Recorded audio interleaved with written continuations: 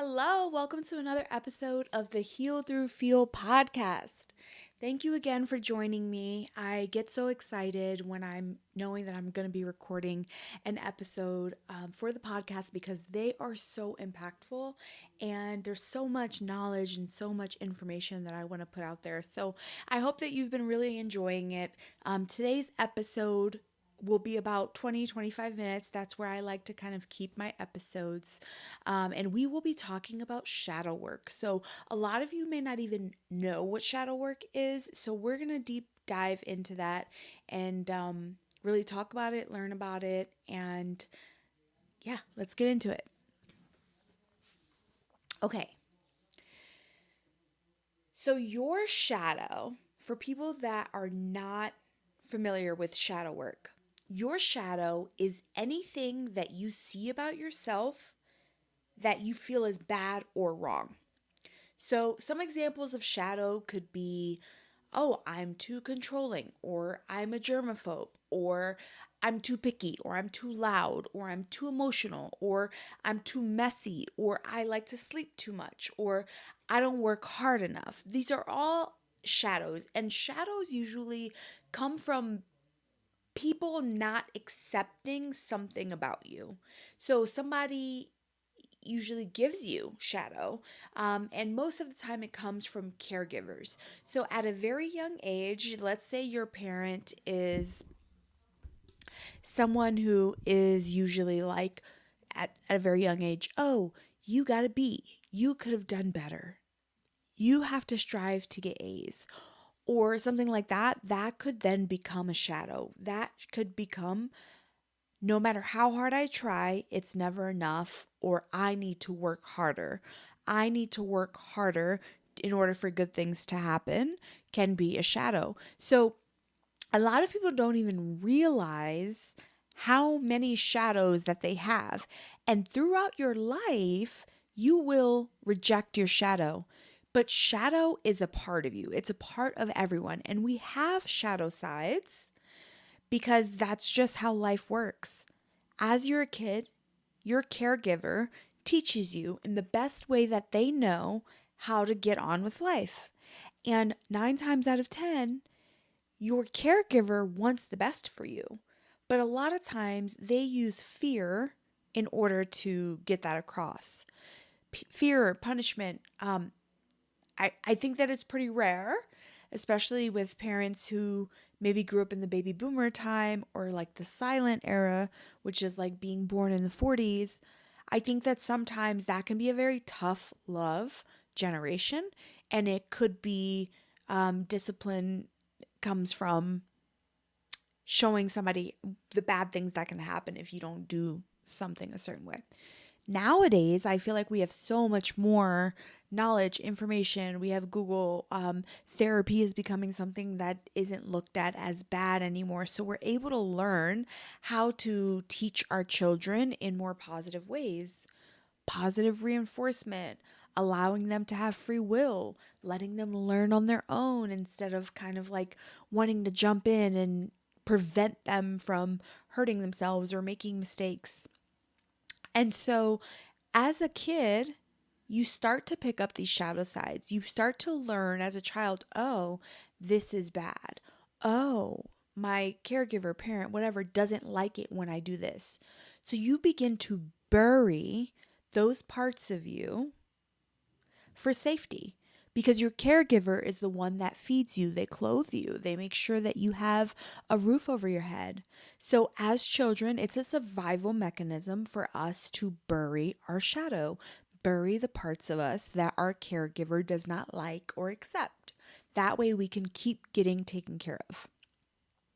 So, now that we kind of understand what our shadow side is and we understand some examples around what shadow can be, I want you to just think for yourself, take a moment and think what a really big shadow is for you. Some people just know exactly, it came to your head already, maybe.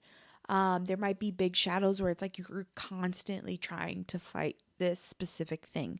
People are constantly telling you that, oh, you're too emotional, or damn, you're so controlling, or you don't text me back in a timely manner, or you're always late, whatever it may be, these are parts of who you are that are being shamed by the outside world.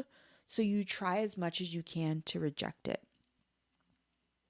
So take a moment and think, what is a shadow side for you?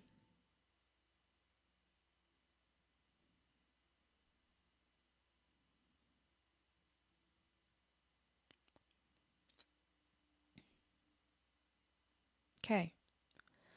So by now you probably have something in your head. And I want to just work with one thing at a time. I don't want us to overwhelm the system and think of all of our shadow sides. This is definitely a good thing to do over and over and over again once you kind of recognize what your shadow is, but you want to make sure that you're working through that one by one. And so I want to be very clear. Shadow is not something to be ashamed of. It's something to integrate. It's something to accept. I always say, and I will always say, that God doesn't make mistakes. God knows exactly what he's doing, and everything is divinely orchestrated.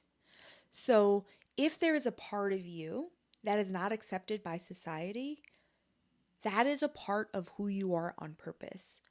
And that's a part of your purpose. So if you're able to get in alignment with that and accept it and start to love that part of you, then that makes you more powerful. So the steps in shadow work, step number 1, there are 5 steps. So step number 1, you have to identify what your shadow parts are. So we just did that. We understood one shadow that we're going to work through during this podcast. Now, I want you to try to think about where this shadow came from and why it became a shadow. So, what part of this belief kept you safe and kept you surviving and kept you in good graces with your caregiver? And I'll give you an example. One of my biggest shadows is not feeling good enough. So, my mom, when she was growing up, she explained to me that her mom was hard on her, and when she would make a mistake, it would be oh my god, you made the mistake or whatever, and that was like there was shame around it. It wasn't a very open environment to be like, oh, that's okay that you made mistakes, kids make mistakes, that's okay. It wasn't like loving and nurturing, and there was shame around making mistakes. And whether she recognized it or not, that kind of flowed down to me. And in moments where I would get a B in school or even sometimes a C, I would be terrified to go home because I just knew that there was going to be so much disappointment. And that's not to say anything bad about my mom. I love my mom to death. She is the most incredible person, and she's so kind and loving and generous. She's so many great things. But I, unfortunately, have this shadow that I have to work through, and that's okay because I am a messy person. Not messy in like my home. I am a just do it messy. I don't have to, I'm not a perfectionist type. I don't have to have things perfect in order to get us started or to do it. I'll have typos, I'll make mistakes. I'll press send before I like reread it 5 times. I've always been that way. So I make a lot of mistakes. And I think that the reason that's a part of my specific making is because I was meant to do a lot of different things and try a lot of different things and experience things, because one of my core foundations in life is experiencing new things. So it's all interconnected, right? Like, wow, I feel so much shame around not doing things right. And I try to like force myself to like be perfect, or and that has held me back in a lot of ways, but in a lot of ways it's kind of just who I am and who I've been. So it's more not like in a benefit to me, but more in a shame to me. So when I do send something out too soon or I make a mistake, I automatically feel ashamed about it instead of feeling okay to make those mistakes. But thankfully for me, it didn't stop me. But for a lot of people, it would stop people from trying new things, or it would stop people from like putting themselves out there and taking messy action. You see? So shadow sides take you away from the goal, takes you away from your alignment and from your path until you integrate it. If you can say to yourself, I'm not enough, and that's okay. I'll never be enough. That's okay. Like, I love that I'm not enough. I love that I make so many mistakes. If you could start getting good with that shadow part, that is what the integration is.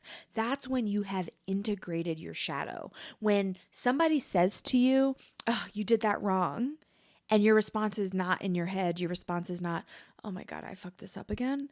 But your response is instead, so? Like it does nothing to you. That is when you know that you have integrated that shadow. And that takes a lot of work.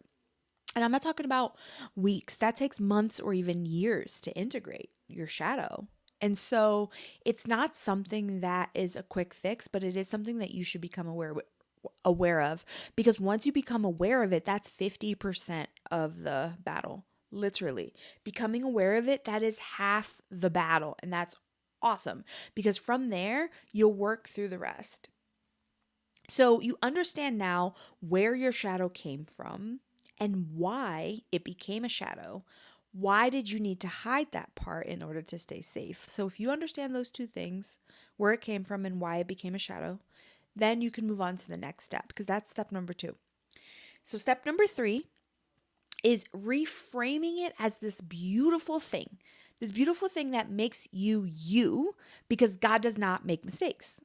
So in the making it a beautiful thing, like reframing it into this beautiful thing, you really do have to spend a lot of time anytime the shame comes up around your shadow, saying, I'm okay. This is fine. You know, this is a good part about me. God doesn't make mistakes. Whatever it takes for you to reframe that into a beautiful thing and something that you can accept about yourself, take that time, however long it takes, because that's so crucial. And then the fourth thing is constantly reminding yourself that this is not your belief, that it came from your caregiver in order for you to survive. So if you're constantly reminding yourself about this, then you're basically telling your brain that it's safe to do something different. So our subconscious, our ego, our logical mind, its job is to keep us safe. If we are doing things, saying things, thinking things that are outside of the norm, that will trigger off your brain to be like, oop, this is dangerous, this is not safe, we don't know what happens.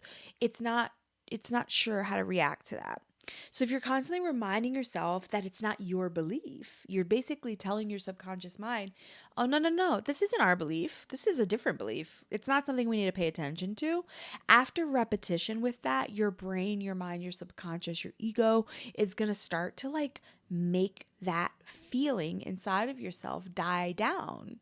The feeling of shame, the feeling of regret, the feeling of embarrassment, whatever comes up for you when this comes to light. When someone says to you, oh, you screwed this up, or whatever it may be, whatever your shadow is, you're too controlling, you sleep too much. It's like, right, but this is how I was created. And you were created the way you were created, and I was created the way I was created. So mind your business, drink your water. No, let me stop. Okay. You get the point. You get the point, okay? It becomes something that's like, the audacity of this person. Like, who do you think you are? Are you Buddha? Are you coming? Are you God? Are you coming to tell me what I am and am not and what's right or wrong? Because you're just another human being trying to get by. So I digress. That is the fourth thing. Constantly reminding yourself that it is not your belief. Okay. The final step, number 5, is getting clear on the new belief to replace the old one. So if we are going off of the example that I gave you, the new belief for myself would be, I make mistakes because I want to get to where I'm going faster. It is so brave to make mistakes and screw things up. Wow. I bet there's so many people on this planet who would love to have that courage to just make mistakes and be wrong and do things messy. Those are all new beliefs, right? So as soon as I start feeling that feeling in my stomach or in my chest where I'm like, ooh, I did something wrong, it's bad, like that old feeling and emotion that comes up that is programmed inside of your body, that has been programmed since you were a child, when that very familiar feeling comes up, it's very important to tell yourself that different story, reframe it as a beautiful thing, remind yourself that it's not your belief, and then say what the new belief is, right? And this all happens every time you get that feeling, every single time you run into a situation where you're being shamed or made to feel bad about a specific side of you, even if you're the one shaming yourself in your head. Because a lot of times it's not going to come from outside, it'll come from you. You make the mistake, and then you're like, oh my God, I fucked up. I made a mistake. The person in your life might be like, oh no, that's okay. Don't worry, don't trip. It's cool. And you and your mind are just like, oh my God, I screwed up. So you're the one being hard on yourself. But it's important to stop yourself in your tracks. Remind yourself, oh yeah, it is okay for me to make mistakes. That's not my belief. I am courageous for trying things and making that mistake because now I learned this lesson and I can move forward. So, whatever it is in your own specific life, whatever it is your shadow is, make sure that you're recognizing when that comes up. Because you block yourself from calling in what you desire when you are not fully aligned with all that you are. It's easy to love the good parts about you, but you should also be loving the bad parts about you. You should be celebrating the bad parts about you. And I'm doing air quotes for those of you who are just listening. You know, having these shadows create contradicting beliefs. And the shadow side of like what you think about yourself is one thing. The shadow side of what you think about other people is a whole other thing. And if you have contradicting beliefs around things that you're trying to call in, you will always block those manifestations. You'll always block yourself from receiving. Here's a great example of a contradicting belief. If you're calling in partnership, let's say you're a woman calling in partnership, but you think that men are useless, or you think that all men are cheaters and can't be trusted, you are telling your subconscious mind that being in a relationship is not safe. So you will not attract it. You will actually repel it because we are all energy. We are all energy and we communicate telepathically, whether you want to believe that or not. And the proof is in the pudding. I know that you have had a moment where you think about somebody and then suddenly they call you. We are all connected. We are all energy. We talk to each other through energy. It's not only words, it's body language, it's energy, it's vibes. We can predict the future and we know what's coming. Science has proven that we know what's coming before something actually happens. And so it's, that's all intuition. That's a whole nother topic. But if you are having these subconscious beliefs around something that you're calling in, you will always block it, right? So you have to understand, oh, I have the belief that men are useless or men are cheaters and can't be trusted. Where did I get that belief from? And then you want to start really digging into your childhood. You want to always think about what's the first memory I have of feeling like men were useless or that I couldn't depend on them or that they were cheaters or liars. Like, when did I see that? And maybe it could be that you saw your parents fighting and you overheard your mom saying, oh, you cheated on me or whatever. And then you form that belief that men cheat, right? Or maybe you grew up in a household where your mom did everything. Like, yeah, your dad went to work, but your mom also went to work. And then she came home and she did the dishes and she cleaned and she cooked and she put the kids to bed while your dad was sitting on the couch with a beer. Like, whatever it may be, and that could be completely switched. It could be your mom sitting on a couch with a beer. Whatever it is for you, you form belief systems around that. So you basically see that and you make a belief about how men just in general are because you see what has been happening. You can't know that something is different if you never see it. That's why people grow up radically different. Some people grow up with parents who are super, super happy. Some people grow up with parents who are constantly fighting. If you grew up in a household where your parents were constantly fighting, you will feel comfortable. And later in your life, you will feel comfortable and you will attract partners who are always fighting with you. In fact, I'm going to go as far as to say, until you've healed that and you've reprogrammed the belief that that's what love looks like, you will actually never feel safe or comfortable in quiet, loving environments. If you are in a relationship with someone where things are quiet and things are normal and things are loving and connected, it's going to feel boring. You're going to sabotage that because it does not feel safe to you. So, in order to say, like, if you say, oh, I want a healthy relationship, but you grew up in a toxic environment, you have to do work to really get your whole system, especially your nervous system, comfortable with that new environment because it doesn't know that that environment is safe because it's not comfortable with it and it hasn't experienced it. Anything new and different is just a trigger to your subconscious and to your ego and to everything inside of your body that it is not safe. If it's new and it hasn't experienced it before, it is not safe.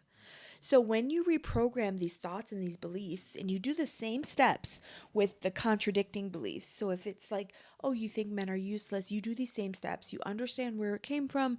You reframe it. You constantly remind yourself that it's not your belief. And then you create a new belief around it. So the same thing goes if you're calling in money. A lot of people think money is hard to make, and a lot of people work 3, 4 jobs to make just enough, and they just constantly go into this cycle. And if your belief that money is hard to make is one that is real to you, then money will be hard to make.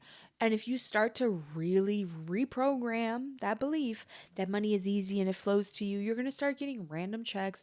You're going to start having miracles. People are going to start inviting you out to dinner because they want to pay for your dinner. Like it's wild and crazy that it's all just energy. And this may sound very woo-woo, but it is backed by science. There have been so many studies to show how powerful we are in manifesting and creating our external reality.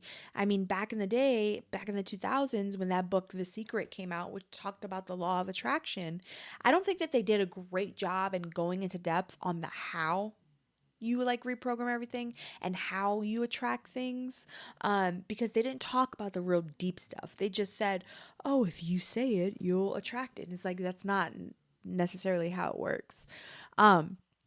But your belief systems, and anywhere you feel you're stuck, look at what you believe about that thing. Look at what you believe about partnership or money or health or whatever it is that you're trying to call in, career, whatever. Because you can make anything happen the way that you want it to happen, so long as you have a belief system that backs the outcome that you desire. Okay. I think that that's a good place to leave that. I hope that you learned more about shadow work.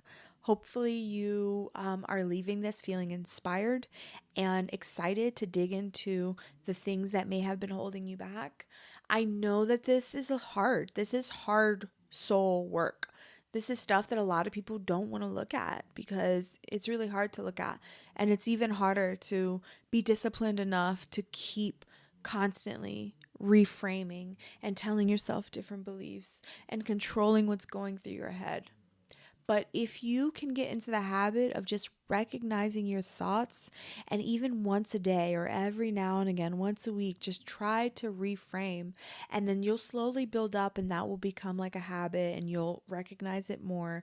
But give yourself grace. Like I said, this isn't something that happens overnight. It's not something that can happen within a week or even a month. It's going to take months and even maybe even a year. There's a lot of belief systems that I reprogrammed that took me years to reprogram, and there's some that were a lot easier that just took me a few months. So have some grace, love yourself, be gentle on yourself, and do the work, because you deserve having the life that you want, and you are on here listening to this podcast because you know that you deserve it. You know that you're meant for more. You just need guidance to get there. So, thank you again for watching. If you liked it, please feel free to like and subscribe it. Send it to anybody that you think this will be useful for. Share this with your friends and family.